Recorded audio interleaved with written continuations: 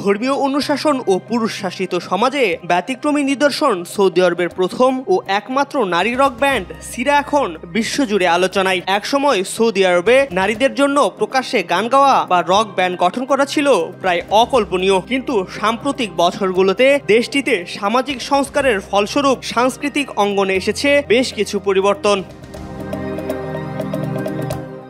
সম্প্রতি একটি নারী গানের দল এভাবে খুব দ্রুতই পরিচিত হয়ে ওঠে। ইউরোপ জুড়ে এই নারী দলটি সফর করে যেন বিশ্ববাসীকে সৌদি সংস্কৃতির পরিবর্তনের নতুন গল্প শোনাচ্ছে।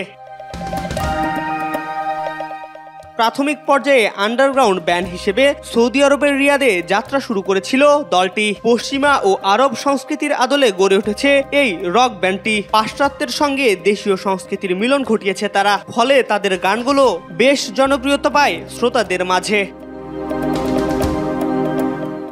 শুধু তাই নয়, আরবি সংস্কৃতিতে সিরা অর্থ জীবন। এই ব্যান্ডের মূল উদ্দেশ্য হলো সৌদি নারীদের সঙ্গীতের প্রতি আগ্রহ সৃষ্টি করা। সদস্যরা জানান, বিধিনিষেধ সত্ত্বেও পরিবারের সমর্থন পেয়েছে তারা। গত ডিসেম্বরে মুক্তি পায় তাদের প্রথম অ্যালবাম। অসাধারণ গানের লাইন আর রক আরো ফিউশনের কারণে রাতারাতি বেশ জনপ্রিয়তা পেয়েছে সিরা। 2008 সালে দ্য অ্যাকোলেড নামের আরো একটি নারী রক ব্যান্ড আত্মপ্রকাশ করেছিল, যাদের শুধু আন্ডারগ্রাউন্ডেই গানের অনুমতি মিলেছিল। তবে এবার জনসম্মুখে গান গাওয়ার অনুমতি পেয়েছে এই রক ব্যান্ড।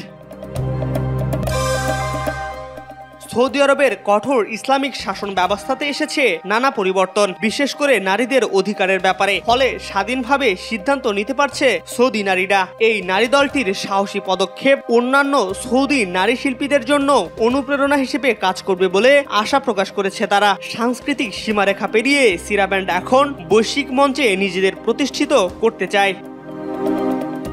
MR আকাশ, আজকাল।